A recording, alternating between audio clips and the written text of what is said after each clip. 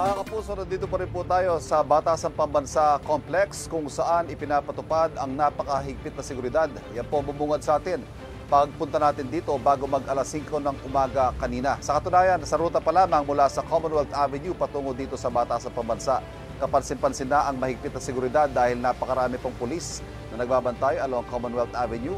Pagdating naman dito sa bungad, mahaba-haba po ang pila ng mga sasakyan dahil hiwalay ang inspeksyon sa mga sasakyan. Kailangan bumaba ng mga pasahero para sa hiwalay na daraan ng x-ray at lahat ng gamit ay talaga naman binubusisi.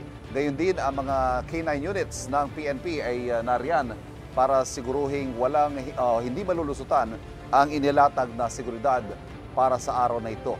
Bukod po sa pinaghahandaang State of the Nation address ng Pangulo, mamayang alas 4 ng hapon ay siyempre magkakaroon muna ng formal na pagbubukas ng 20th Congress dito sa House of Representatives. Alas 9 po ng umaga yan, kaya naman sa loob ng mga susunod na oras ay inaasahan natin ang pagdami rin ng mga dumarating dito ng mga miyembro ng House of Representatives. Samantala, suspendido po ang klase sa buong Quezon City ngayong araw na ito para nga po bigyan daan itong State of the Nation address ni Pangulong Bongbong Marcos at may ipinatutupad din pong liquor ban hanggang mamayang alas 6 ng gabi.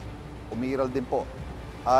May mga traffic rerouting din po sa buong lungsod dahil nga po sa pagsasara ng ilang mga kalsada patungo dito sa Batasan Pambansa Complex. Tayo po magbabalik para sa karagdagang update mula dito sa Batasan Pambansa.